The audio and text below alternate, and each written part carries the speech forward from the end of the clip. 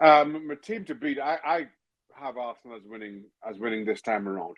I just wonder if Manchester City's kind of time is coming. In that some of their star players are starting to age out. Not a whole lot of movement in the transfer window, and I know there's still time to go, and I'm sure we'll be discussing that as well before we call it a day here. Um, but I just feel that Arsenal continue to improve, continue to get better. My one caveat is that I don't feel they've addressed their biggest need, which is for an out and out striker. Um, Even so, if they had, I would say without any hesitation that Arsenal go on to win it. It's with some hesitation that I think they just edge Manchester City, and that's more about City regressing than Arsenal, as I said, truly addressing their greatest need. Added to that, I will join the chorus, albeit very early chorus that we saw from Odegaard and Arteta around Bukayo Saka. The way he took his goal, had an assist to go with it. He has to have a big season if Arsenal are to go on and win the title. If this version of Arsenal, and again, I've expressed what they need most. We still have a few weeks left in the transfer window, but he has to have a big season, and it's been a very good start, albeit a one-game start. But as we established, it's never too early for us to get carried away on FC. Wow. You think a striker is the main need. Looks like Mikel Merino might go ahead. He wasn't in the Real Sociedad squad at the weekend because of the interest from Arsenal. We wait to see if that one will go ahead. But you spoke about a striker.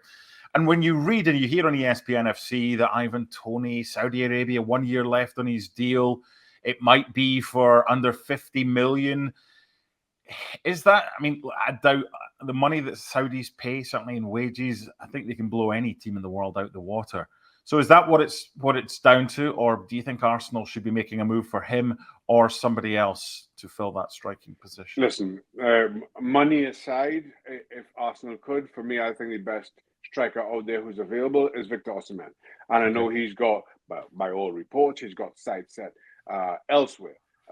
So okay, if he's not available, then absolutely yes. Ivan Toney, I think you go for him. I think that Arsenal desperately need that out and out striker. Now, again, Ivan Toney is already in London. I think it ticks a whole lot of boxes for both club and player. Can you compete with that money that Saudi Arabia may be offering? No, but I think you've got to stake your claim. Ivan Toney wants to keep himself in the reckoning, in and around the England squad. I think there's opportunity for him to make that move down the road. If I'm Arsenal, I am trying to do everything I can to convince him to come to North London as opposed to head out to the Middle East. I'll give you some other kind of Premier League news. Nottingham Forest potentially looking to sign Eddie Nketiah. They're close to agreeing a fee there. Newcastle, they've had 3 or 4 bids for Mark Gahey, none of them yet acceptable. Just because Joachim Andersen has left Palace or is in the verge of doing so to go to Fulham, that doesn't necessarily mean that Palace wouldn't sell another centre-back. Just got to feel for those that have got Dean Henderson in their fantasy Premier League team, because you'll have nobody in front of them. And the other one I thought was interesting, quick word on this before we get to the final segment today of the Would You Rather X or Y. Raheem Sterling, surplus to requirements now. His agents can put whatever statement they want out. What would be a good landing spot for Raheem Sterling? Staying in the UK or heading abroad? I can only see abroad, and I can only see the Middle East, Saudi Arabia, or somewhere of the likes. Raheem Sterling is on an awful lot of money that nobody is going to pay. Well, nobody. Let me put it this way: the only club in Europe who would take Raheem Sterling now with the money that he's on is Chelsea. The only club with as crazy a transfer policy.